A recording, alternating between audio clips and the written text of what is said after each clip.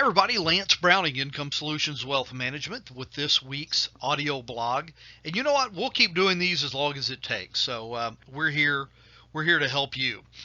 The world continues its battle to contain the COVID-19 pandemic, which now has likely impacted, either directly or indirectly, nearly every person on Earth. This is far more than just a health crisis. This is a human crisis. Its fearful wake will only be bested by the bravery, perseverance, and hope of a determined world. That's you and I. It is more than just a dangerous illness. It's a test of our resolve. Resolve requires more than just the courage to stare down the unknown. It's the commitment to overcome it. It all starts with the heroism of the first responders saving lives, scientists working tirelessly to find a cure, things like that. It shines on truck drivers and grocery store workers restocking empty store shelves. And resolve includes the sacrifices of small businesses like mine and working Americans that are delaying the pursuit of economic growth for the temporary social distancing practices that are helping to contain this pandemic. This unified resolve will be the ultimate cure for COVID-19. But its side effects are proving to be costly, especially in the short term. Slower economic growth, a rise in unemployed Americans, and the resulting volatility we continue to see in the market. The unified and massive response of governments around the globe is very encouraging. In coordinated action with central banks all over the world, our Federal Reserve, the Fed, has already cut rates and announced open-ended asset purchases in an historically aggressive attempt to mitigate disruptions in financial markets and reestablish free flow of credit to consumers, businesses, and states and local governments. Basically, printing money like we've talked about.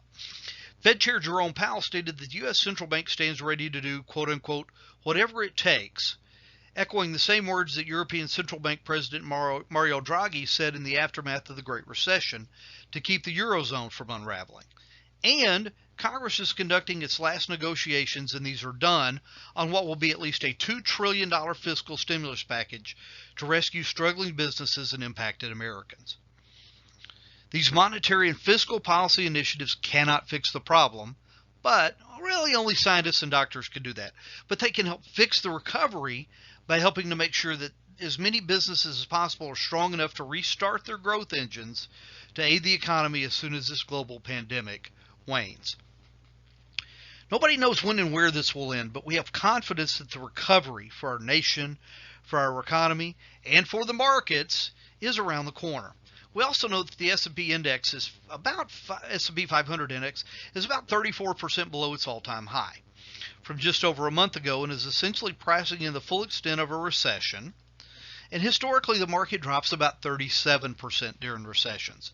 Though sell-offs are never encouraging, one bright spot is that this one resembles the severity of the market reactions during past severe pandemics. Again, not our first rodeo. During the unusually deadly influenza outbreak in 1918, stocks dropped 33% before recovering. About 50 years later, in 1969, a dangerous flu pandemic drove markets down 36% before they recovered. Today, ironically, another 50 years or so later, markets have declined a similar amount, which brings to mind the famous Mark Twain quote, "History doesn't repeat itself, but it often rhymes." Love Mark Twain.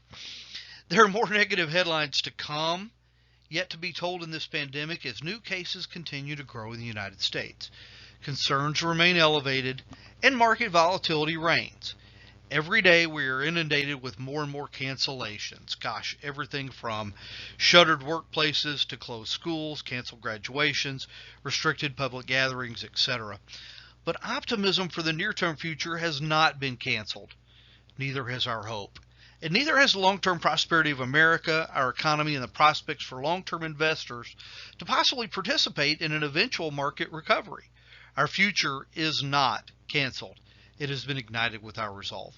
Please stay healthy and contact us if you have any questions or concerns. Again, Lance Browning, Income Solutions Wealth Management. God bless you.